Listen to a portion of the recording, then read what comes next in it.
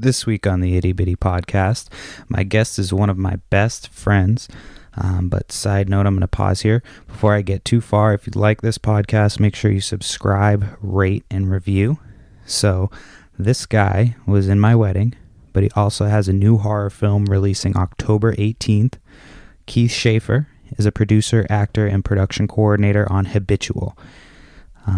So we're going to talk a little bit about what the movie Habitual is about in this podcast, but it opens in select theaters, so it'll be in Showcase Cinemas. That's Patriot Place, which is, I believe, like near Mansfield, Massachusetts, but I think he says it during the show. Lowell and Revere, Massachusetts. So if you're in that area and you love horror, make sure you check it out. So we talked about a lot of stuff, including a little about how we met in college. We talked about his life in recovery, and we talked about his role in the film, among other things. But, and I say this every week, this is not a podcast about the new film Habitual in select theaters October 18th. This is the Itty Bitty Podcast. It's anything but, and it starts now. Welcome to the Itty Bitty Podcast! Happy Halloween. It's the Itty Bitty Podcast. It's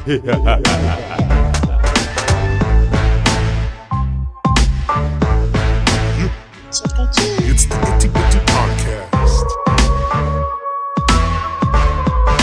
Happy Halloween. The Itty Bitty Podcast.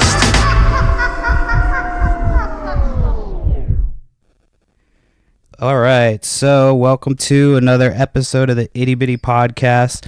What the fuck was that? Jesus, you're killing me, but whatever, it's cool. Sorry, well, my guest today is this could be one of my buddies episodes, but we actually have something to talk about. It's actually all good. I just sent him the press release for the movie, and he was helping me edit it. So. Oh no, I'm just fucking around. It's I told you this is in no way professional on this fucking podcast. I told all my friends it is professional, so we have to act that it is. Oh, I mean, it's professional in the sense that it exists, but I mean, it's it's loosely professional. I hyped this whole thing up like I'm actually going to be doing something, so like we have to make it legit. No, we're gonna have it's gonna be a good podcast. I've just known you forever, so it's like a lot of these I do with people that I've known a little while, or people that I've just met for the first time during doing the podcast. But I've known you for since college. So how many years has that been now? 13 years. This guy was in my wedding. So my guest today, I've already said it in the intro, but my guest today is Keith Shaffer. Good friend of mine, good buddy. We've been together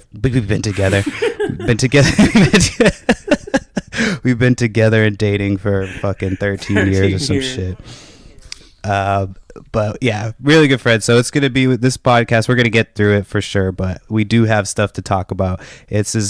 Halloween is this month. So in keeping with that spirit, we're going to talk about Keith's got a movie coming out. I know very little about this movie. I've been following it for a long time, but I've been checking out, the trailer. I know that there was a name change, so we'll get into all that stuff in a little bit. But let's start with, we could get into how I know you and everything. We met at college. Yeah. Should we start with that story? Yeah. That's a good story to kick off. That is a good story to kick off, I feel, because of how far we have both come since then.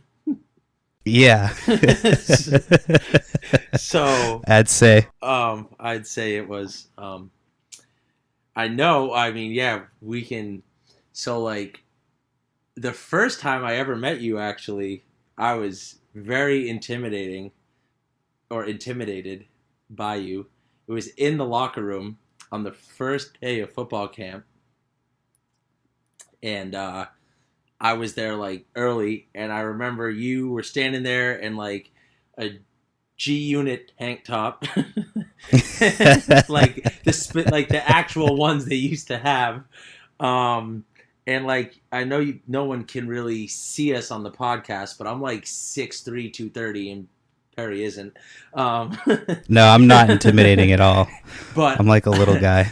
I remember Not a little guy, but you found out that like you couldn't, that like you had to like live on campus for training camp, and we're just like, fuck this, I'm out, and just left. yeah, I mean, I think I was just looking for an excuse to not play football anymore. I think that was really what it was. But yeah, I walked in on the first day of training camp, met the coach. I was like, this guy's a dick.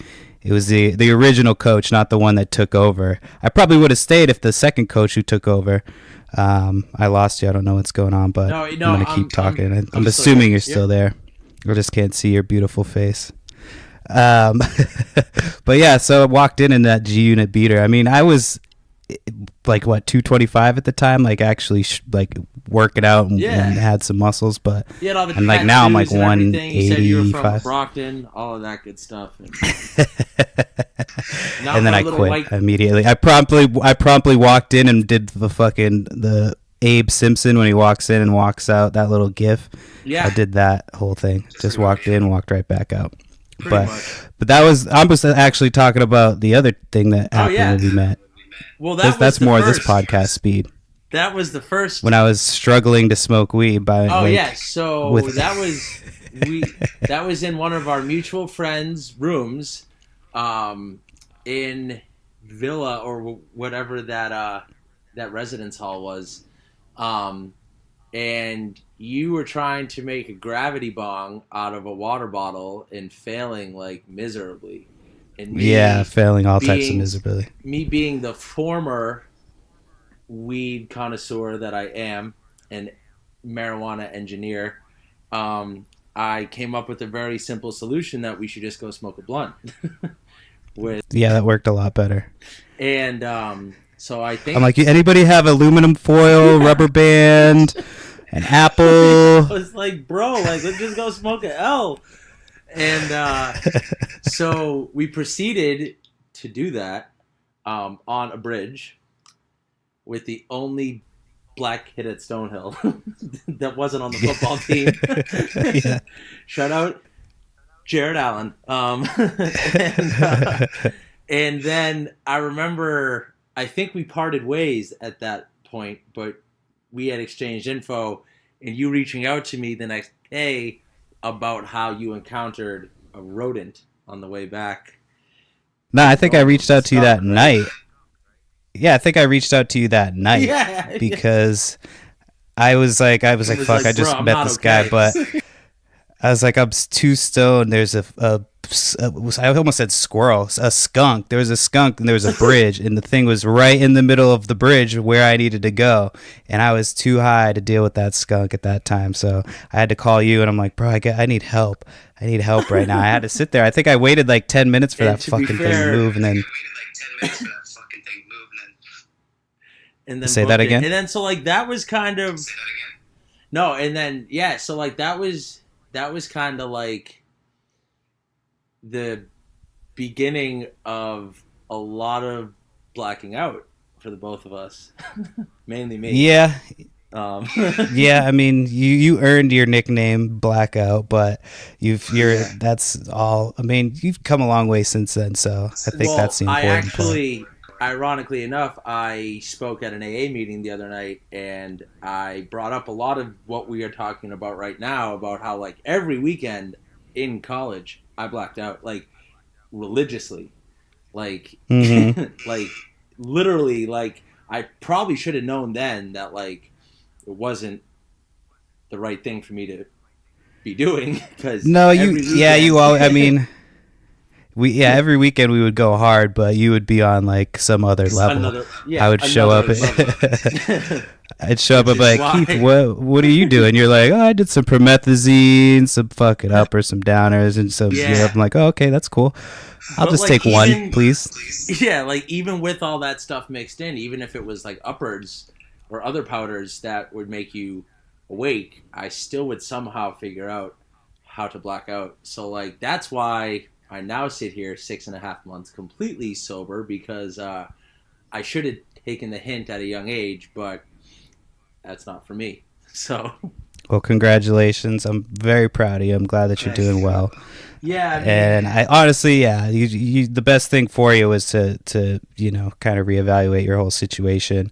I mean, I've seen you before where you're like, oh, I could have smoke weed and do this and do that, and then you yeah. always seem to fall back into that.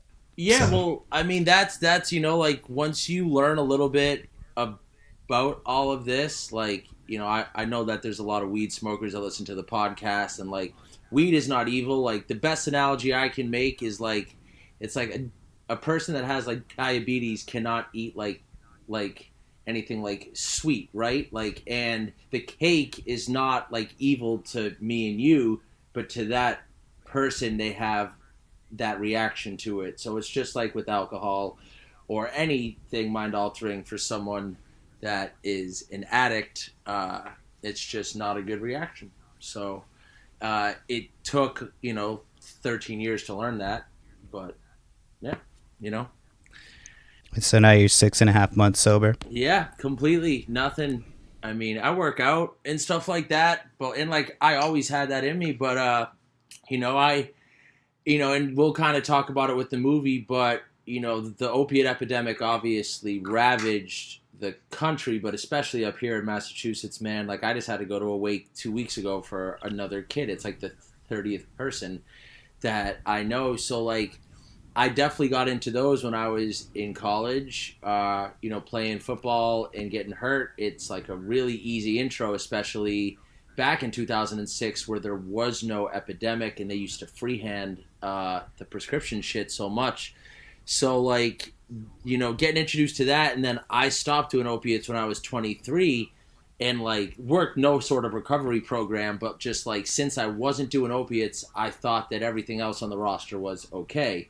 And like that use exacerbated to like the point of this year when I was like, you know what, there was the Commonwealth of Massachusetts had a little bit of an intervention with it, but I won't get into the specifics there. But it honestly is what it was the lowest I was willing to reach in my life as far as all that goes, and I just wanted a way out, and I had been trying to do it for so long, and like I knew that I had issues the last couple of years, especially while making the movie. The movie has a very kind of like a scared straight approach. It isn't It's just a call coming in. Hold on, yeah, we're good. Shit's annoying, I know. I just put my shit on. It'll stop there in a second. I'll just wait. No, but like it's on Do Not Disturb. I don't know why the fuck this thing's coming through. It's very disturbing right now. It's a spirit, dude. It's a ghost. Just pretend it's a ghost. That's all you gotta do. Yeah. All right, it's done. But yeah, no. So there's a big like anti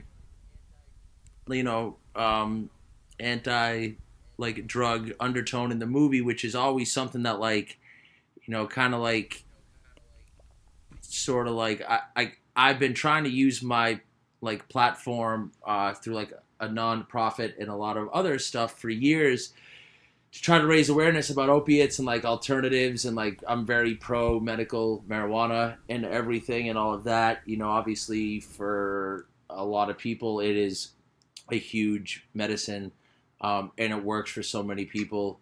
But as I discovered, like for people like me, I have to do the total abstinence. There's no one right way to recover. If you got to do medicated assisted like treatment, if you got to smoke weed, if you got to like whatever you have to like do to keep you away.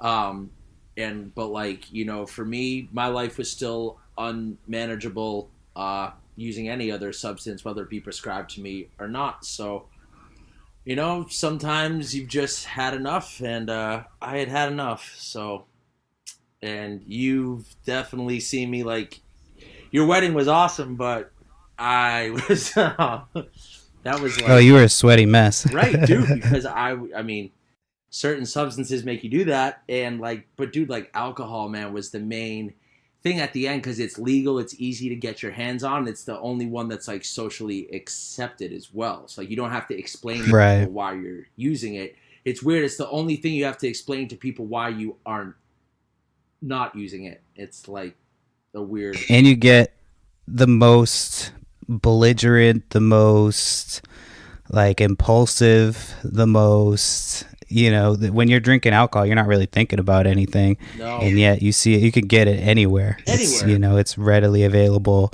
and it's promoted. You watch football. Like, I remember hearing some story about how they were trying to get medical marijuana ads for the Super Bowl and they shut them down. Yep. And then every 2 seconds you're watching a commercial for Bud Light or, fucking Spike Seltzer, it's whatever wild. bullshit trend they've got every year.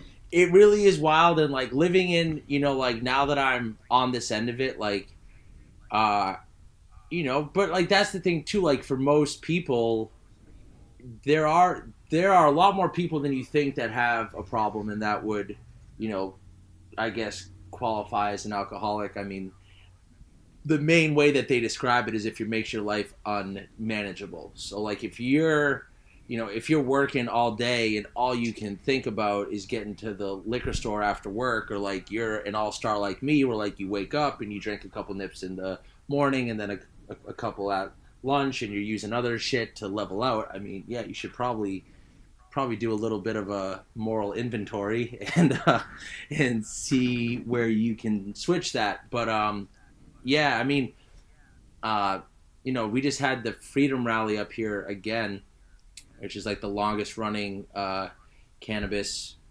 prohibition or anti-prohibition rally. Now that it's all legal, it worked. But this was the first year that I did not go because, that's still the one thing that like I do have a reservation about, that like one day maybe I can smoke again, and like who knows, maybe but like, that's what's kind of always pulled me back in. So for right now, we're keeping it off. Keeping it off. Well, you got to do what you got to do to keep yourself on the straight and narrow. And that's why it's also in like it's also personal, because I know plenty of people that still smoke weed and it works for them. So like, right, it's really up to the individual. You weren't big in. You never did like psychedelics on a regular basis, did you? Well, so like towards the end when I was on probation, and like, because a lot of it too with like addiction, and I think this stuff is important to be said out loud, because like people has nothing to do with the amount or how much you use. It's the obsession in your head that like will not go away no matter what. It's just an obsession for more, and like that obsession gets so bad that like you can't like concentrate on anything. Like I wouldn't be able to go like, so like at the end of it, like when you're like really in the throes of it, you're not even really like getting high anymore. Like I was eating a lot of substances, psychedelics included, because they couldn't drug test me for them, and like eating them like casually on like a Wednesday afternoon, like eating a bunch of like acid. Like I don't know why you'd ever want to do that. Like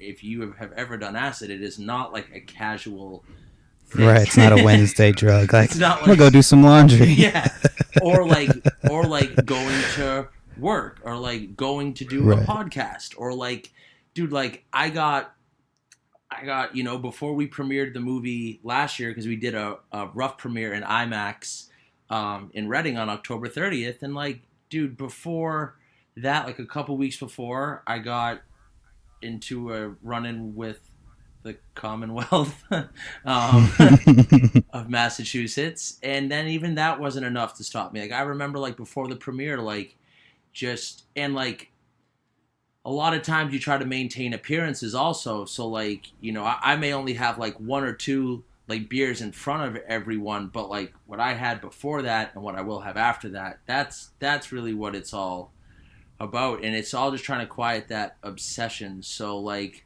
that's honestly like the best part about where I am now, and like through working a program. And again, like this all to some people is going to sound so foreign, but like that obsession just somehow is removed, and like I don't miss it at all. And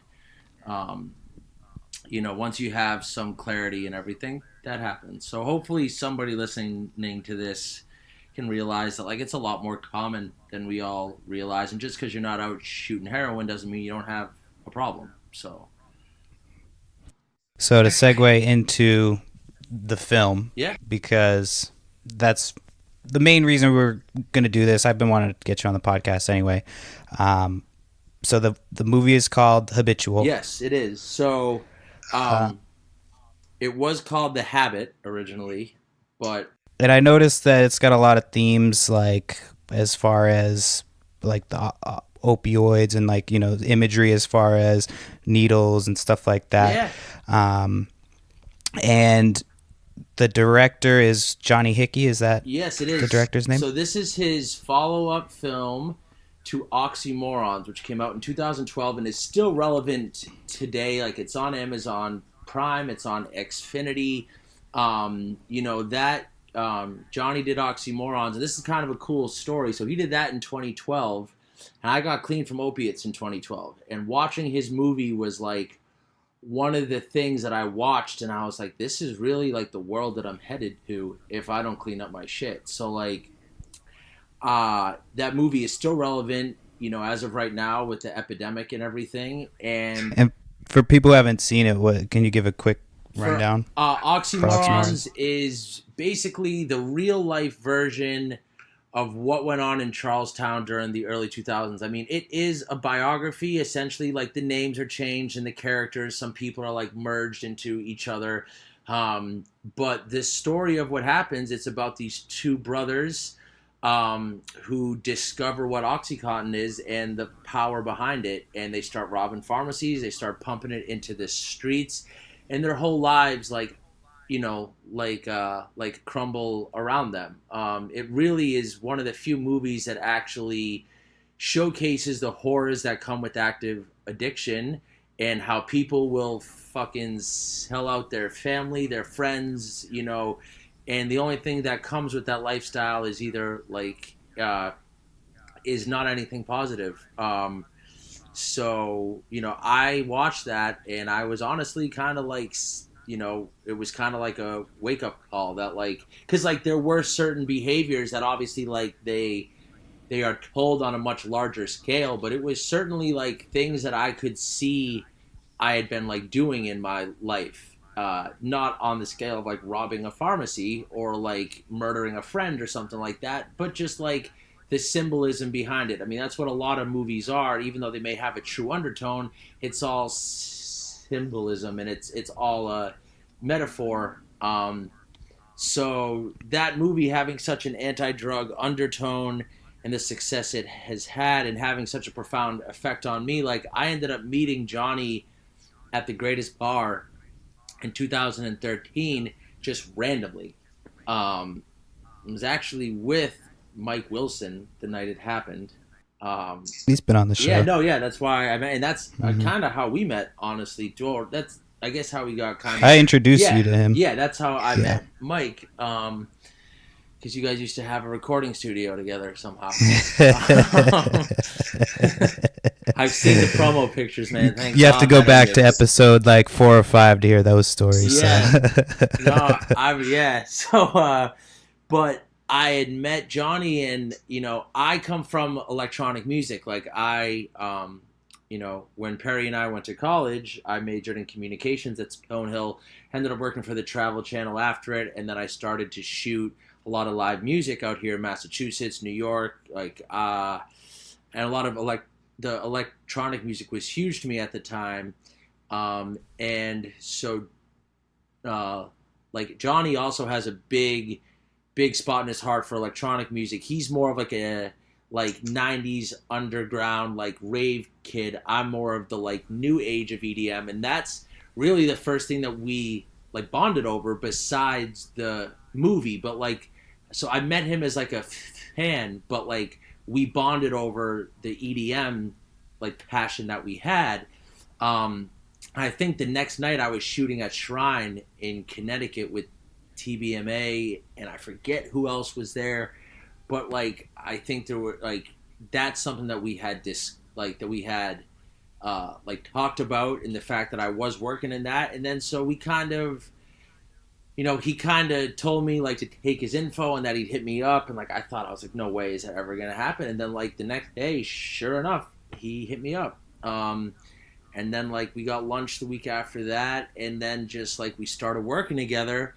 And, like, we've always been amazed he and I, there's not many movies with raves in them at all.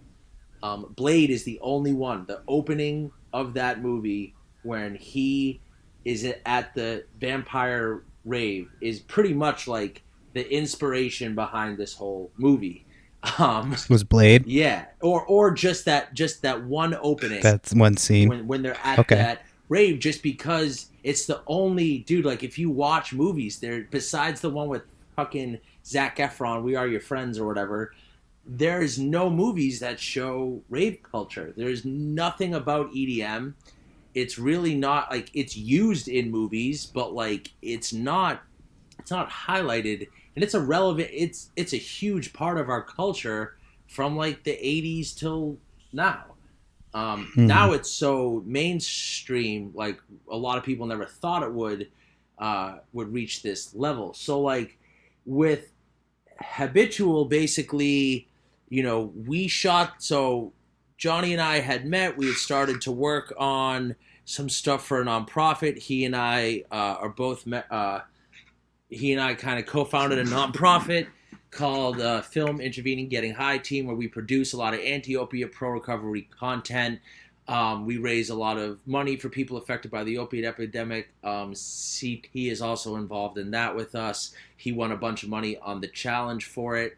So, in October of 2016, Johnny and CT had reconnected that summer. CT had finally resurfaced after taking a little bit of a hiatus from the challenges, and then we did a charity tour, Johnny and I, for the Hangover Pub, where we raised a bunch of money for the nonprofit. And then we had always had the idea to do like a rave movie. So first we were like, all right, cool, like we'll make this movie about a rave in an old mental hospital, because like people all over throw raves in like random ass like places, like old like warehouses and everything. So we're like, all right, cool, like what would be interesting and also like cool to put in a movie. So we did it, and we said, all right, cool, like we'll do a rave at an old like mental hospital, and then like all the kids will like go and like they'll take Molly, but like it won't be Molly, it'll be like something weird. Because like when I was shooting EDM, I would see kids overdose all the time from Molly, from like taking way too much Molly and not being hydrated, and then they fucking just overdose, and it was horrifying. So like having all these, my personal experiences and his, we put together like a rough screenplay. We knew that CT wanted to be involved in the project. Johnny and CT. And that's CT from The Real World. Yeah. Real World, yeah. That's him. Okay. Who is also from Charlestown. Him and Johnny grew up together. Then CT's family moved to the North Shore. But they still kept in touch. And so like we had like a script. We're like, all right, like we knew these kids were going to go to a mental hospital, and they were going to go to this rave, and they were going to take some Molly, but like maybe it isn't Molly, and like something horrific is going to happen, and then there's this like masked figure that's like controlling them. That's not the synopsis at all, but like that's what we based it off of. That was the seed of the idea. Yeah, that is the seed of the idea. And like to read you the more recent, as I'm out here writing the press release, it's basically the film centers around a group of young people that's drugged up and ready to party. And Johnny just texted me as I'm saying this. But their plans quickly turn to chaos of the worst kind. As a viewer, you're hit with vivid hallucinations, lured down decrepit hallways, riddled with abandonment and way more. It's a bloody mess that straddles insanity and consciousness, through which we deliver a powerful message and want to share it with Massachusetts before the rest of the world. So basically, that same storyline exists. Kids go to rave, kids get high off shit that they don't know what it is, and really, really, really like bad shit happens. It looks gory as fuck. It is, and a lot of that same symbolism is to represent an overdose. It's to represent the madness and the mayhem that is, brought upon by active use. And now it's crazy because we started it in 2016, but now in 2019 with the fentanyl everywhere, legit in everything, like it is in It's in everything. everything, where it's no longer safe to use like drugs. Like I know kids that I've been in AA and fucking like NA with that have literally like gone back out just to like get high once, fucking overdose. So Yeah. that, you know, that narrative we have worked into the film, you know, there is the main storyline of the raid, but then there are two other storylines as well that are not touched upon in the trailer really, where we highlight, you know, the treatment of patients in mental hospitals, the opiate epidemic, you know, population control, all of these subtle things in our society that are relevant right now. It's just told through horror, but all of the issues in the movie, all of the messages are all very real, and it's cool. Like we filmed it at Westboro State Hospital and at Tewksbury Hospital. Both are Westboro has been abandoned since the 80s, and we had access to the whole entire hospital. It was pretty wild. We filmed in like the middle of winter, which, as you know, in Massachusetts is fucking brutal. And then the hospital at Tewksbury, they have some abandoned aspects, but then they have a live inpatient there. We actually filmed in the live hospital and in the abandoned buildings. They also filmed Slenderman there, Manchester by the Sea. So it's like a very well-used, well-known location for movies. But it took 3 years. I mean, it premieres in Showcase Cinemas October 18th. To the 31st, so we got like a 2-week run, and then they will reevaluate. It's almost like a market test almost, where like there's going to be 5 showings a day, and then it'll kind of get like reevaluated to where it has the most success, and then, you know, we'll see where it goes from there. It's obviously, it will be available on streaming services, but I don't know when yet. It really all depends on the theatrical run. But what started out as an idea, and then, you know, we got investor and everything like that, and you know, we filmed the first chunk of it, and then we had to go watch it all, and we had to do a bunch of reshoots, and then we did the premiere last year in October, and then we got a bunch of feedback from that, and then had to do more reshoots. And now like what it's evolved into over the course of the 3 years is really something else, and it is more of a psychological thriller than horror.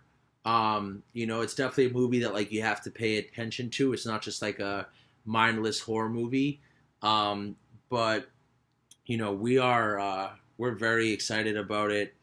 It is pretty surreal, I can say, to like be sitting here and like talking to you about it because, you know, I've been asking you about this movie for a while. Yeah. I've been waiting for this to come out. And like hopefully you understand now how it is. Like it's a little hard to explain, but like the process, you know, unless you're a major studio, you have to hustle a lot of this on your own. And like Johnny had the experience from Oxymorons and a lot of the connections, but you know, we're working with a production house from Los Angeles, Sugar Studios.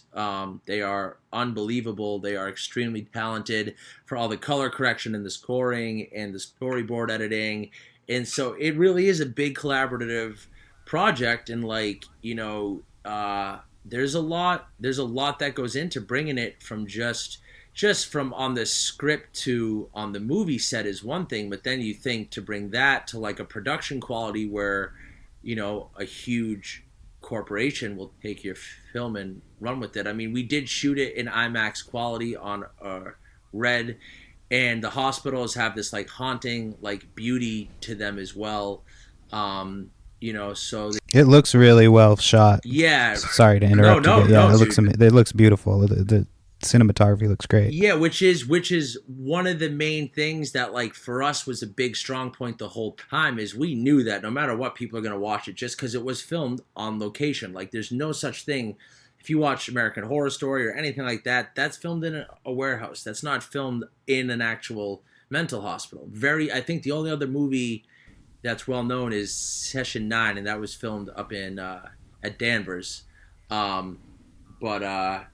Yeah, besides that, there's not not too much that's actually filmed on location. So yeah, it certainly was a journey, and like that, will obviously be highlighted through a lot of the press tour that we do and everything. But yeah, this is definitely like the most that it's been talked about, and it's so hard to explain because you get people asking, "When's the movie finished? When's the movie finished?" And like, it's not finished until until you know it is, and Till your ass is in the seat watching it in a theater. yeah, and even then, dude, like we had to have the final cut done by September 16th, which isn't that long ago. So I've actually I've only seen a version that was that was finished in July. So it's the picture locked version. So the shots are all the same, but there wasn't a lot of scoring or audio effects or color correction. So I actually will not see the finished product until the premiere, which is like kind of cool also because like I've seen the movie like 1,000 times and it still never gets old, but like I haven't seen it all the way finished, so it's still like not real in a way. So that's kind of cool. I mean, it is crazy to drive on like Route 24 and see like the billboards up. They're actually right at the Bridgewater. They got billboards out? Yeah. Oh yeah, dude. That's sick. Nice. We got billboards up, the trailers in Showcase Cinemas, and the movie posters are in there. So like that is just like okay, but like it's still progressing, and it does take a lot of work. We had like, especially when you don't have a major studio behind you, like all those movies like It Chapter 2, right? The budget on that was like 110 mil or whatever it is. Then like the P&A budget alone is like 30 mil to run promos on TV and the internet and Facebook and everything. Like we had nowhere close to that. I can't disclose the amount, but it's like not even remotely, not even a percent almost of that. So like but like hopefully anybody that's listening to this, and just like with you starting your podcast as well, like if you want to make something happen, dude, like you just have to fucking you just have nobody's gonna do it for you. You got to will it into existence. And like, dude, you've seen over the years how many things I've tried my hand at that like straight up did not work out, and like that's just, I think, all part of the journey to like make, when this happens, like to just make it more reassuring for people. And like, dude, like it's really not rocket science. Like we live in the age of information where you can research anything online and figure out how to do it. It's just like, how bad do you want it, and like how far are you willing to go? Like when you do something like this in a project, you're not only investing money, but you're investing your time, which is money also, and like equity and everything like that. So there's no right way to do it. And like, if my ass can, like literally anybody can, you know what I mean? And that's just kind of, like hopefully this is, obviously like this is what the outcome's supposed to be. Like, part of me is surprised with it because like this is certainly an accomplishment, but like the other part of me is like, well, this is what you're supposed to do. Like when you make a movie, it's supposed to go there and it's supposed to make money, like depending on what level you're making it at.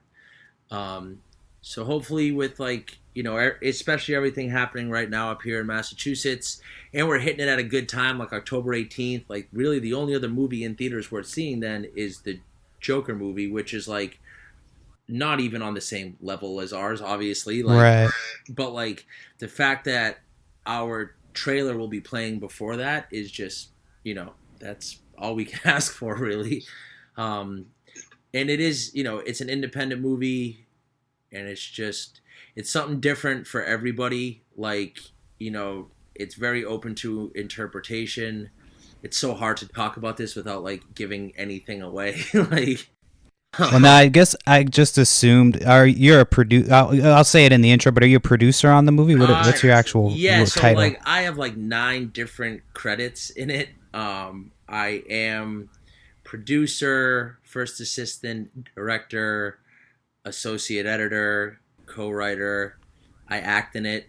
I saw you in the trailer. Production, coordination, supervisor. I mean, you can get all all technical with the wording and everything. But yeah, I mean, a lot of this, like, to have this much, like, besides Johnny and CT, I'm the only other person that's been involved since, like, actually, even since before CT was involved.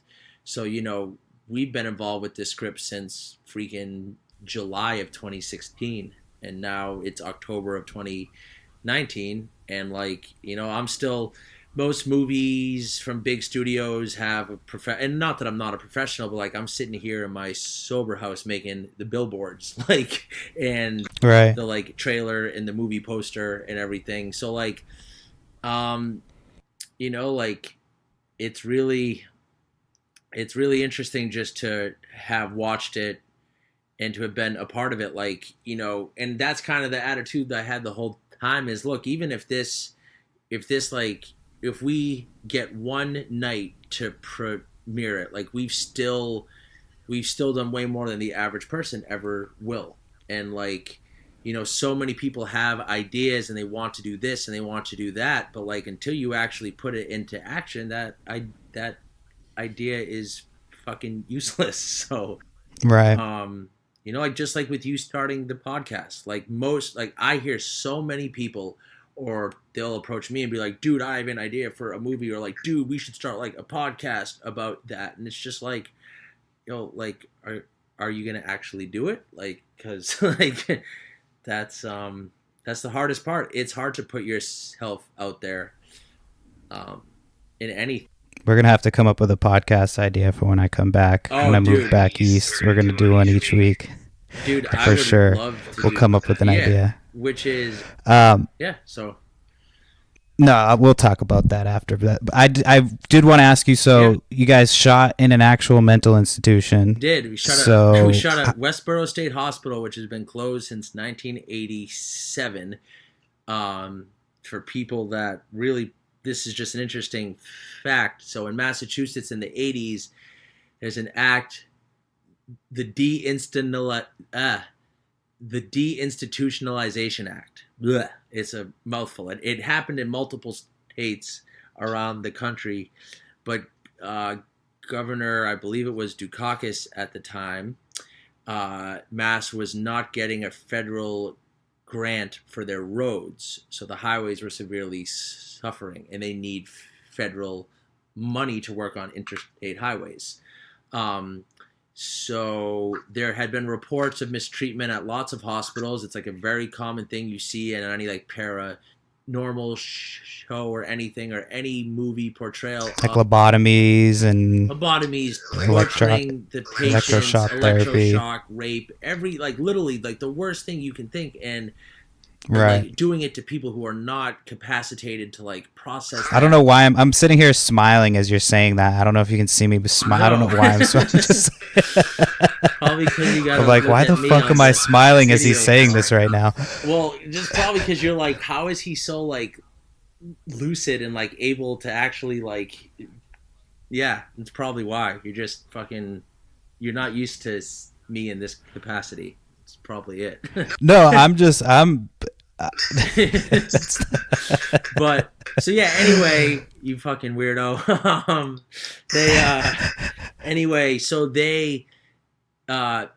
The federal government was like, if you close down all your mental hospitals, we'll give you the money for this. Essentially, is the long story short. Which, when you close down a bunch of hospitals for the criminally insane, where do they end up? The prison system. So I think right, coincidence in that, and we do talk about it a little bit in the movie. It's not like a huge undertone, but, like, it's certainly discussed. So Westboro, literally, in, like, you'll have, I mean, there's if you follow the Instagram at Habitual Movie or mine at K Shaffer Media or whatever, you can see a ton of the behind the scenes where, like, this place was literally left the same exact way as it was in 1987. It's like a 200-year-old hospital. So it literally just looks like everybody packed up all their shit and walked out, which is exactly what happened. Just like last week where they told us we can no longer buy Jewel Pods, like, every, like, gas station just there's no more pods, just like that. It's like that, but with people.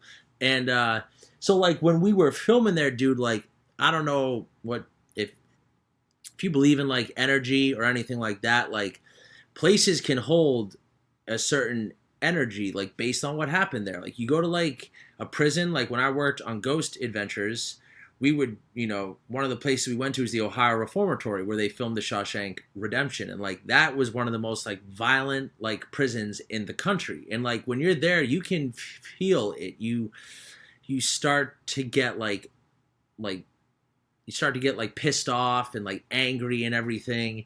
And so this had kind of that same ambiance where like you're walking through these halls and these rooms and like you don't got to be a very good actor to be freaked out here. Like it's this creepy ass place with no electricity, with like fucking asbestos, like black mold, everything. Like we had the production like trailers and everything, but there's no electricity in there. So we're in there and like, dude, the place is, and that's actually a kind of cool thing too. Having worked on paranormal shows, I was like, this was like a fucking like dream come true, filming a movie about like EDM in like a paranormal location.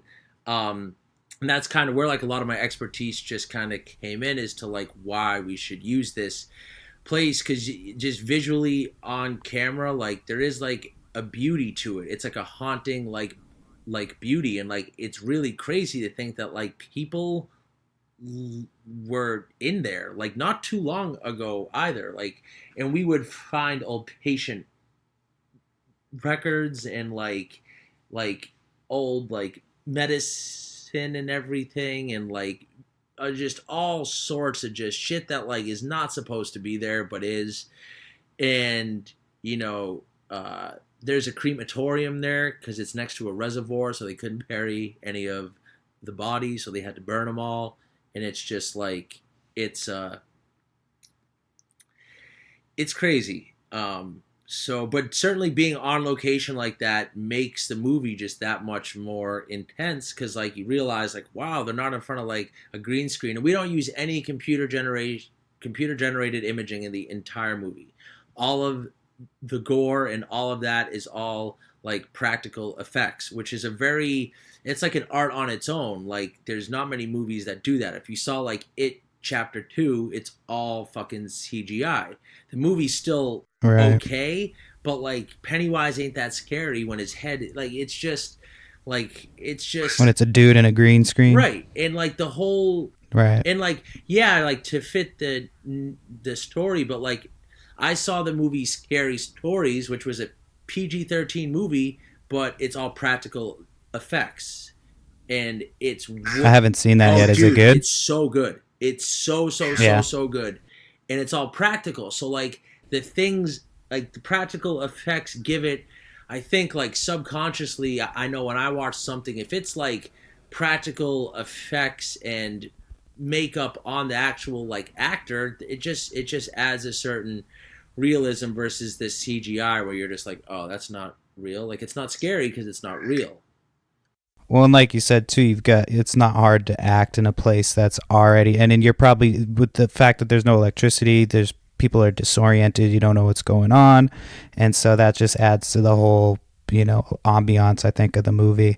Even if you watch the trailer, you can see like it's there's not a lot of effects or anything like that you guys used. You guys did a really good job on the trailer as well. So I don't know if that was you or somebody else. That was Sugar Studios in LA. It's a collaborative effort where like, they'll like, these homies, that's all they do is cut movie trailers for like massive movies that we've all watched, like Fast and the Furious and like all of that. Like they are professionals. The audio engineer Brett Mazur that scored the trailer is the lead singer from Crazy Town. Oh, okay. So he scored the entire movie, and he just did, with horror, the scoring is like the most important part. And so like to have these people, like the same editor that edited this guy Paul Buell is from Quincy, worked on Oxymorons with Johnny, and then worked on this with us, and now he lives in Los Angeles, and this is what he does full time. So there's a lot of how the movie was made and how it came to be is almost like as interesting as the actual movie. And with the trailer, that's something where like we started with one a year ago.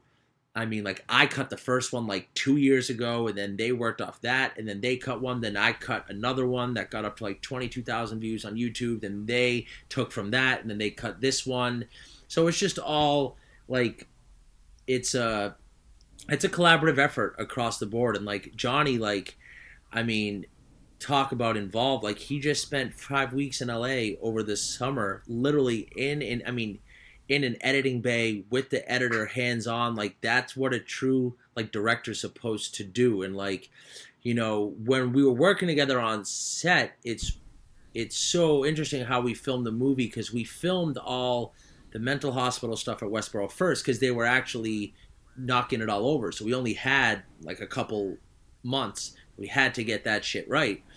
And then, but all this, the stuff with his character in the movie, which is like the best acting in the whole movie. I'm not just trying to like fucking like blow him up. Like it really is like it all happened later in the production. So like we filmed a lot of the people, because it's really amazing how this whole thing came together. We put out an ad on Craigslist. You know, we're a non-union movie. We don't have a large budget. So we, you know, and like we hit up certain friends and everything, and like people that we knew, but like the main actors in this movie have never acted in anything, and they carry Oh it. shit, really? Yeah, dude. Like there are, dude, besides Johnny and Anthony Hong, who's been in the first Purge and Glass and a couple other movies, and I mean, like, I guess, like, CT, as far as, like, his, I mean, he's been on 20 years of reality TV, but nothing ever to this extent. It's a lot of firsts. And just to see these people, like, we did auditions in, like, a sketchy hotel room, like, me and him and, like, a camera, like, fucking, like, you know, like, casting couch. But, Did you have anybody who did, like, who wanted to do the movie and then found out where you were filming and was like, nah, fuck that, like this isn't for me? Or anybody freak out or anything like that? I would have been fucking freaking the fuck out the whole time. yes, and like literally I cannot say thank you enough to the actors in this movie and the production crew and everybody. We asked them to do, I mean, dude, you'll see the movie, we asked them to do insane things. Like there's a scene in the movie where two of the characters are being hauled by bear traps in the snow.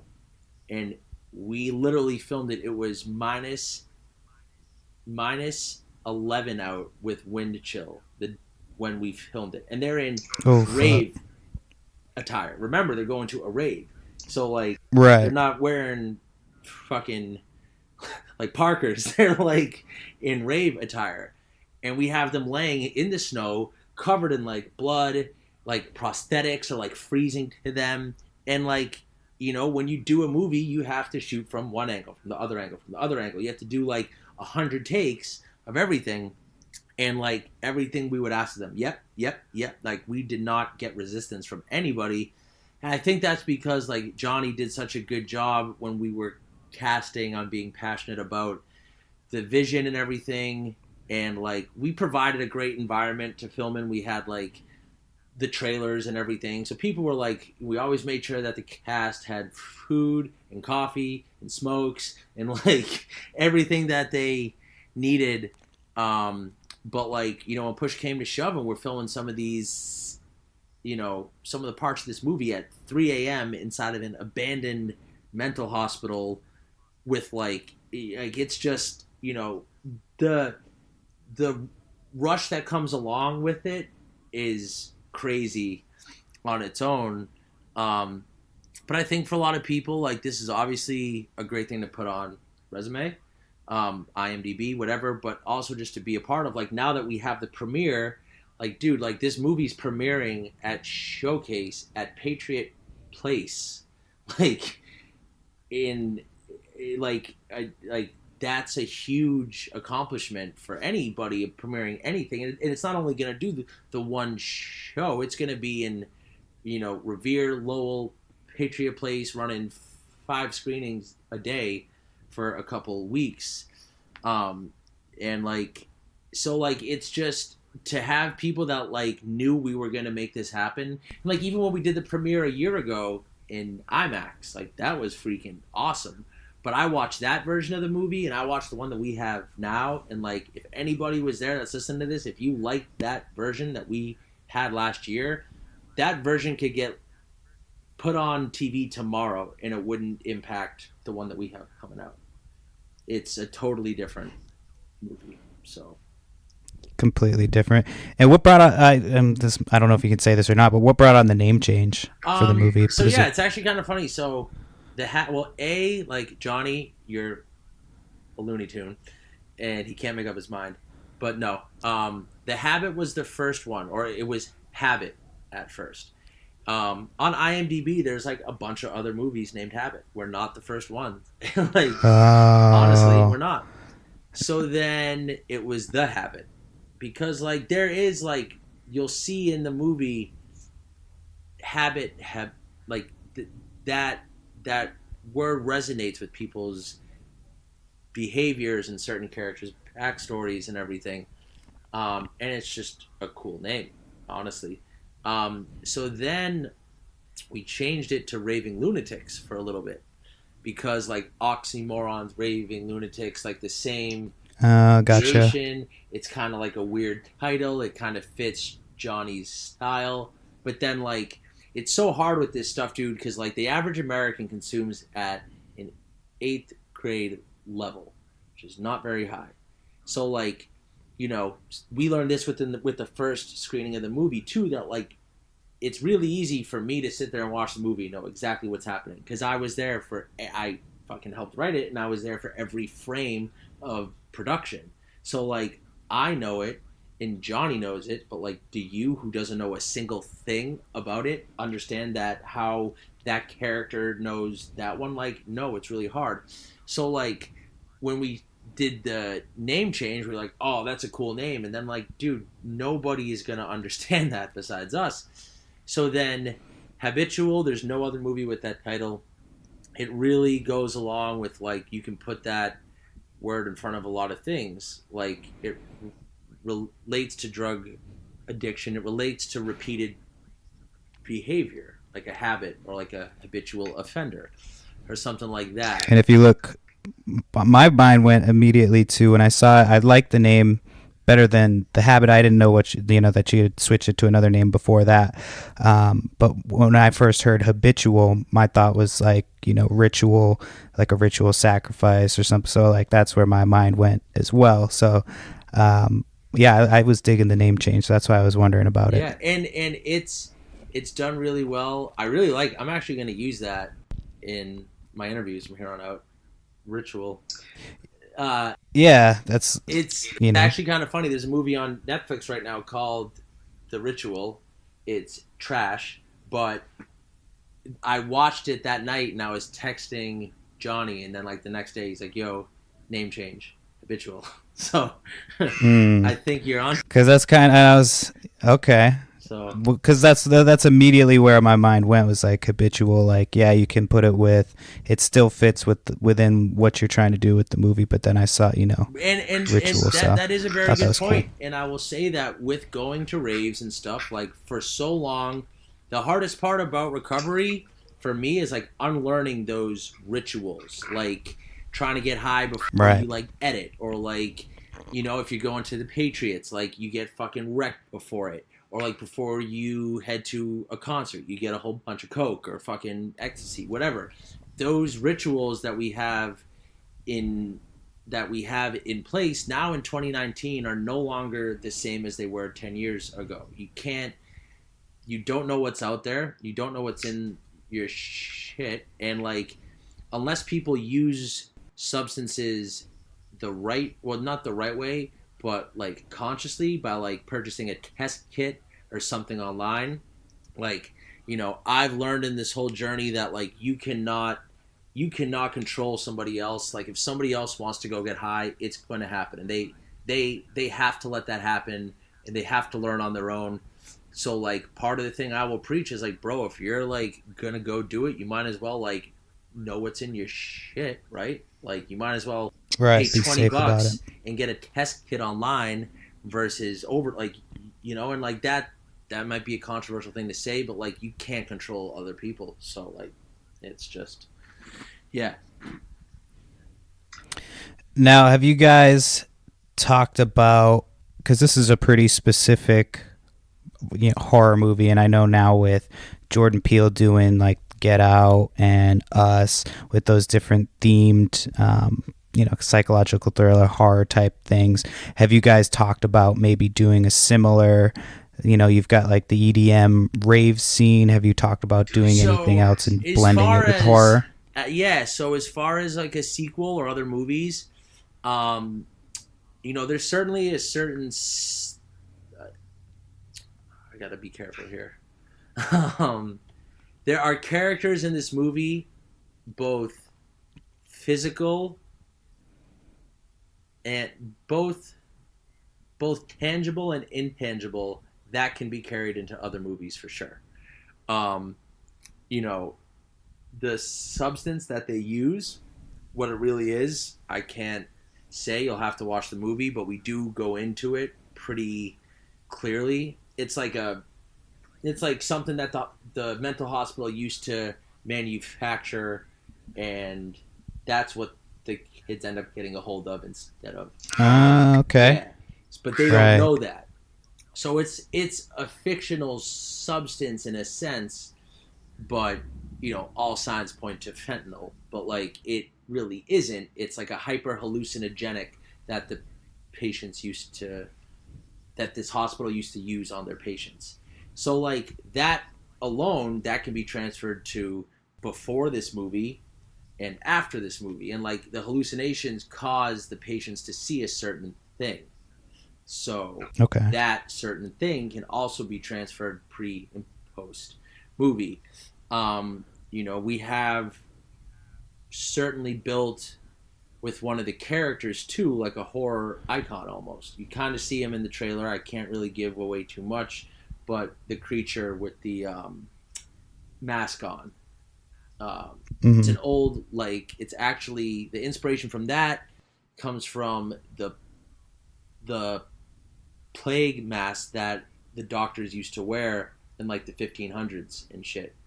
Oh, yeah, I've seen those. The long nose. So it's like a leather-faced version of that. That's about all I can say of it. But, we've created something that definitely could be marketable and everything like that. So that's something where, there's a lot of factors, but like either way we can carry this on. You really got to see the movie to kind of, there's it's very open-ended and open to interpretation. There's kind of like a triple ending almost, like one part ends and another part ends and one more part ends to kind of wrap it all together. So like that's where like it's really up to interpretation. Like we know how it's supposed to end, but it leaves it open for everybody also.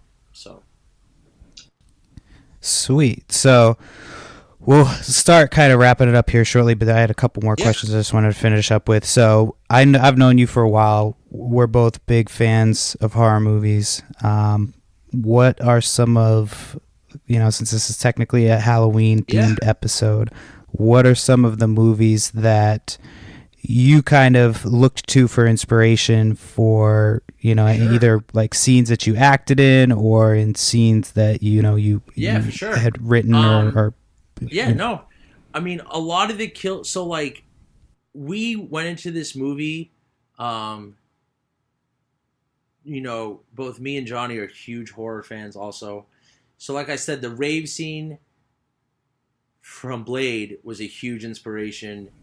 Right. Just because it's with the like blood raining from the fuck, it's wild. And like when I first watched it, I was like, oh my god.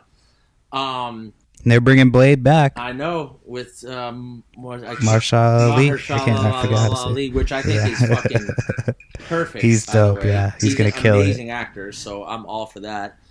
Maybe they'll hit us up to direct the rave scene. But you know, as far as that, there's a lot of, like I said, it's very psych thrillery.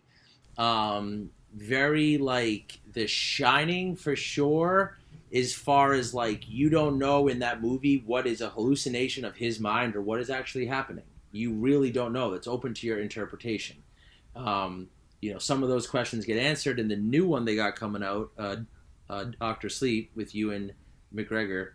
Yeah, I've read looks good. the book so I've read every Stephen King novel that's ever been, pretty much like 80 something of what he's ever written.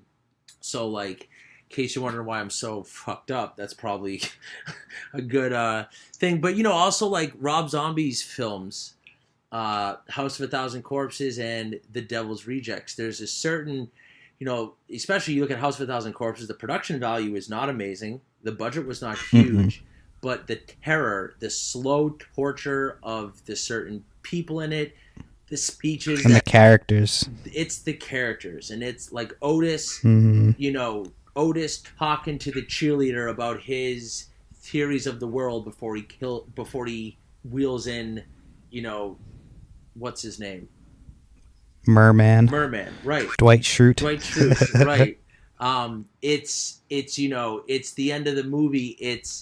It's her getting picked up by Captain Spaulding, thinking she's okay, only for like baby Firefly to pop out. R.I.P. Right, I know, dude. Sid Haig, R.I.P. And like, dude, have you seen 3 from Hell? No, I heard it was not. So like, I don't care what anybody says. I'm gonna like the movie because I love Rob Zombie. I like all of his movies, dude. Halloween, Lords of Salem, 31, The Devil's Rejects, House of a Thousand. They are all, because Rob Zombie's probably one of the biggest overall inspirations because he's from Massachusetts. His music I've listened to since I was so young. His whole kind of like creative mind and how things in the movies come from his like music, just everything that he does is original. And so that's what we tried to go for here. We're like, dude, I can't compare this to another movie because there isn't anything like it. Certainly, so yeah, I'll say the zombie movies, The Shining, and,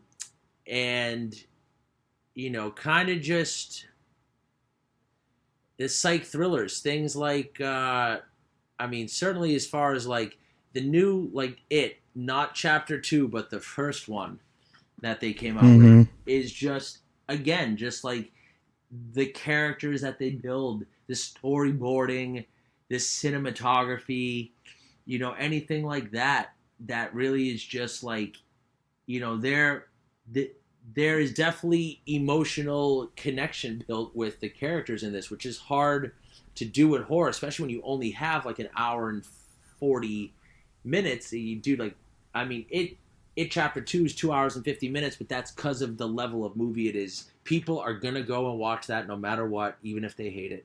Right. This, you know, with it being, we only have a certain amount of time to tell the story and to tell it coherently.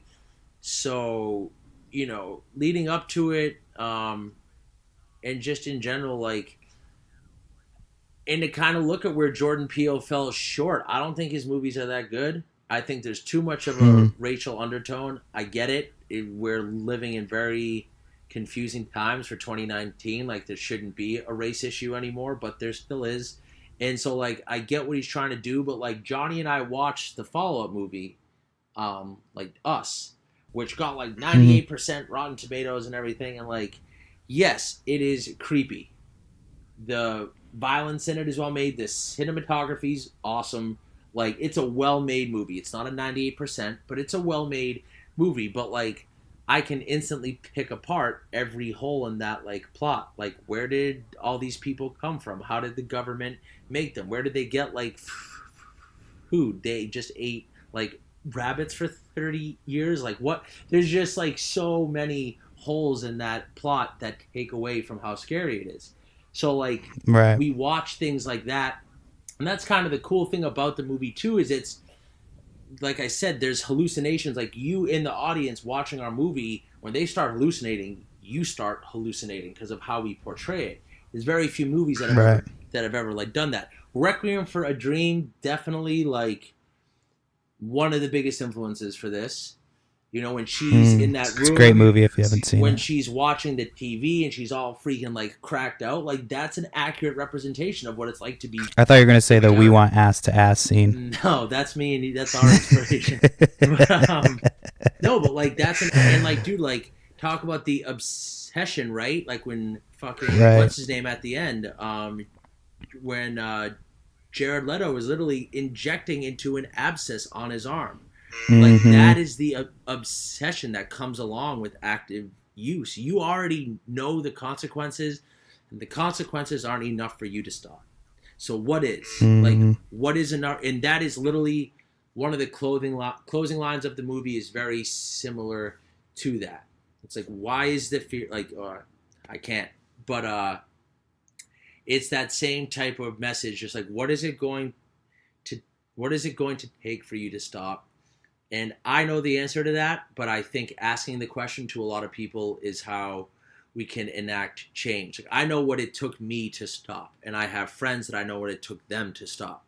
But everybody's so individual that I think it's just a question worth asking. It's not an easy one to ask. It's not an easy one to answer. But the more we normalize it and make it not such a taboo subject, it's the only way that people are going to feel like they have a chance of maybe leaving that lifestyle. So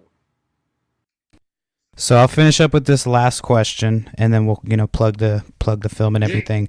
So between you've worked on this now, you've worked on the ghost hunting show on Travel Channel, Ghost Adventures, and Paranormal Challenge, which only got one season. So yeah, so you've gone to a lot of scary, creepy locations, insane asylums, all that stuff. So do you have any good stories to finish on, like of some paranormal shit that might have happened? That, I mean, obviously, it's all hearsay, and it's just if you had any experience or anything like that. That's basically what I'm asking. So I'll start. I will list a few because these are always fun to do because I went into all of this when I first started working. I used to love watching the paranormal shows. I never thought there was any substance to them. I thought it was all scripted and this and that, blah, blah, blah.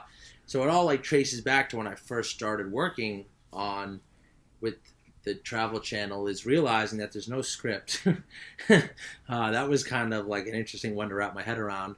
And then like watching the first episode actually get filmed, being on location, watching them get locked into a thing for 12 hours with no human interaction at all. Like, unless there is an emergency, there are police and EMT like on site, but there's like a whole laundry list of things that like you're only allowed to like open up if this happens. So learning that was kind of like, all right, word. So Eastern State Penitentiary in downtown Philadelphia, Pennsylvania. They filmed Law Abiding Citizen there. They filmed Transformers there. They filmed countless TV shows there. It was built by like Benjamin Franklin and the Puritans, so it's all individual jail cells with like a little light in the ceiling so you could repent for your sins. That's the point of a penitentiary, is to repent. And that place just... I didn't know that. Yeah, that's where it comes from, the Puritan lingo from like the 1700s. So going down in the solitary confinement cells there was the first time that, as clear as day as I am talking to you, I heard my name whispered in my ear. So that was on a recording, followed by, it's either I'm with the devil or I am the devil. No, so my name wasn't on the recording, that was. So that's really weird too, because like, if you don't know this, if you ever do an EVP session, electronic voice phenomena, just because we can't hear certain audio frequencies doesn't mean that they don't actually exist. If you bring any recording into audio software, you can see the white noise, which is a frequency too high for the human ear to hear. That's how they prove a lot of this. same with ultraviolet light. We cannot see ultraviolet light, but it exists. It's there. It's been scientifically proven to be there. We just can't see it as humans.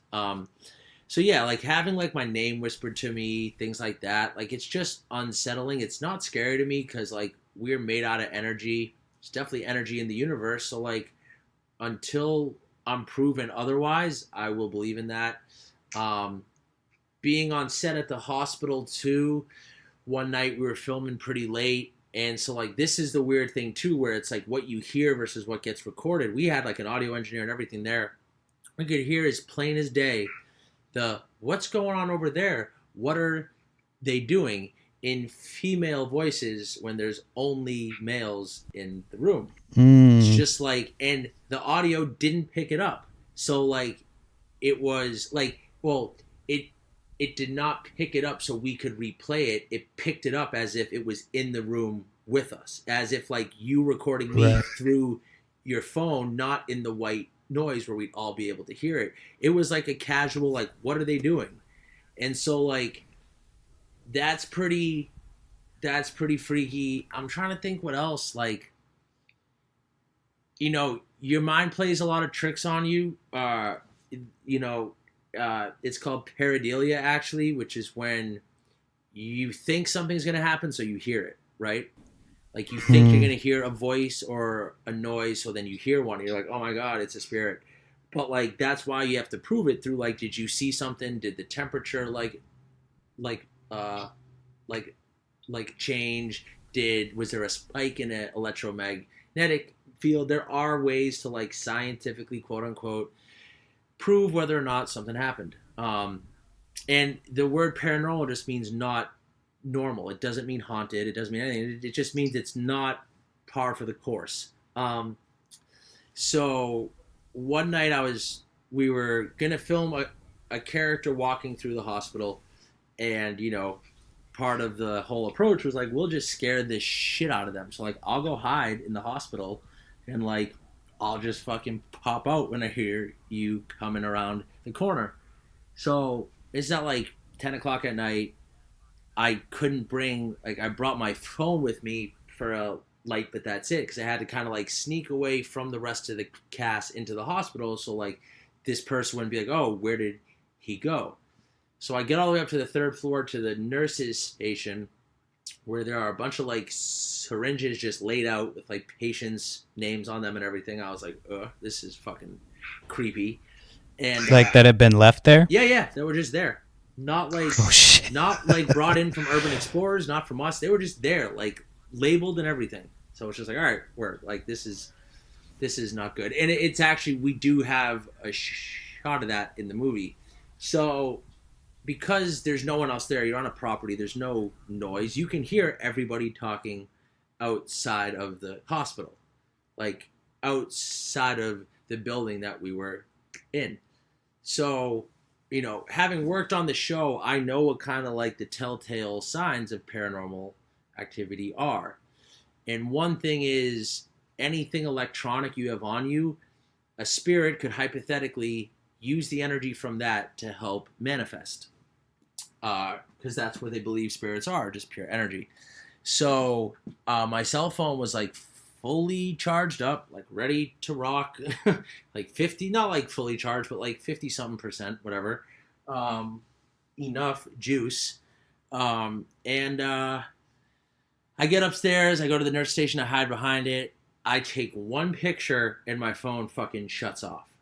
And I'm like, great. Like, because I already know what's happening. So it just makes it worse because I'm like, great. Like, phone was on 55%, now it's on 0. Like, just turned off. And it was freezing cold. Like, it was cold enough as it is, but like freezing to the point. So like the moonlight would typically illuminate the halls a lot, even at night. I couldn't see a fucking hand in front of me. And I'm standing by a window. So I'm like, this is phenomenal. So I finally hear them coming up the stairs. I'm like, yes. I'm like, oh, light. And then the footsteps just stop. And I'm like, yo, Russ. I'm like, Russ, I'm here. Like, this isn't fucking funny. And then I hear the cast laughing outside of the window meaning there's no one in the fucking hospital with me. Hmm. And I had no phone, Shit. no walkie-talkie, nothing. It was just me chilling by the moonlight. Nothing else happened after that. I did scare the fuck out of a poor cast member.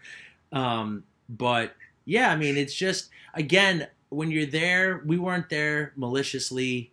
We weren't there doing anything negative, really. I think whatever might have been there was just more out of curiosity to be like, why are there people here where there haven't been in so long?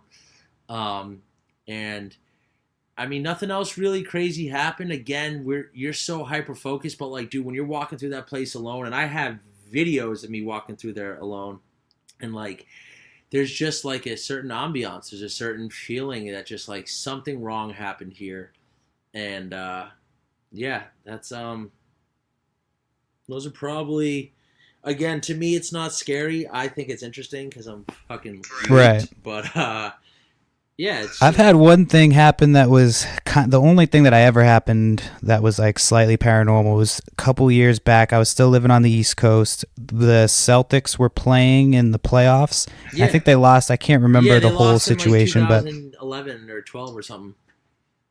Yeah, and so we had a bunch of people over at a house, and after they lost, everybody went on the front porch to smoke a couple blunts and shit. Yeah. So I had gone back into the house. It was me and one other girl in the house. There was nobody else in this house, and we were both in the living room, and it was an old house. You've seen some of those old houses in Brockton. And she was on one side of the room, I was on the other side of the room. And in between us, as clear as like I'm talking to you, we heard somebody say like hey or hello or something, and we both turned around. She looked at me thinking it was me. I looked at her because I knew it wasn't her. It was like clearly a man's voice, and we were both like, obviously it wasn't either one of us, and that was my only experience with that shit. So I just figured out that. But yours is definitely more terrifying. I'm sure that I've like blocked them out of my memory because like some of them definitely weren't pleasant, especially from a few years ago. But on the movie, nothing really bad happened.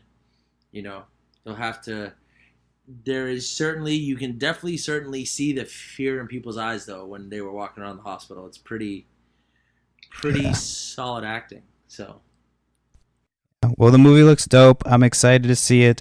Where can people see it? I mean, is it just limited release for now? As of right now, for 2 weeks, we are waiting to hear back from National Amusements. I think the premiere in the first week is going to have a lot. They are willing to put it in a lot more theaters. But for right now, it'll be October 18th to 31st, Showcase Cinemas Revere, Lowell, in Foxborough. You can follow it on Instagram at Habitual Movie. For tickets and showtime, showcasecinemas.com. Just put Habitual in the search bar. I'm pretty active on Instagram with it at K-Shaffer Media. And I know that you guys will be plugging it too. I can send you some graphic art so you have it for this. Yeah, once we finish up, I'll have you. Once we're done recording, I'll have you stay on the call and we'll talk for a second. Yeah. Keith, thank you for coming on. Is there anything else you wanted to plug before you finish up? Just go see the movie Habitual. No, dude, just keep. Can people ask for it in their local theaters? Like, can people tell their local theaters? Does that help or? I'm sure it wouldn't hurt, but we are gonna have it on streaming as well very shortly after that limited run. Still waiting to hear on that too. Again, there's so many logistics when this stuff happens. Like, it's really cool to learn about all this, but like a lot of it's just like we kind of have to see where this first run is going to take us. You know, hopefully, if you're listening in Massachusetts, even if you can't make it, or even if you're listening to it and just want to support, please buy a ticket. It's only $14.50. It really helps. And, we'll have to do a follow-up one in November and see how it all goes, and then I'll have some more answers for you. So, sounds good. The movie is Habitual. Look for it everywhere. He just said it on social media. I'm not going to repeat it all again. Keith, thank you so much for coming on. I'm glad that you're doing well. You're really good. So thanks, I'm glad that you're doing well and happy 6.5. Is it 6.5 months? 6.5. It's actually, I get 7 months the night before the premiere, which is awesome. So nice. Yeah, buddy. We'll keep going with that. I will. And I'm just going to jump off the recording and we'll finish up here. Cool. Thanks for tuning in, and tune in next week to the Itty Bitty Podcast. Peace out. Thanks for tuning in to the Itty Bitty Podcast. As always, make sure you subscribe, rate, and review. Check us out on YouTube as well. We're now uploading on there. We don't have any video up yet, but we'll get that up soon. Make sure you get us on Twitter at Itty Bitty Pcast, Instagram, Itty Bitty Podcast. We also have a new group on Facebook, so if you're a fan of the show, jump on there to get news about the show, and look up the Facebook page as well. And I will see you or talk to you next week. Peace.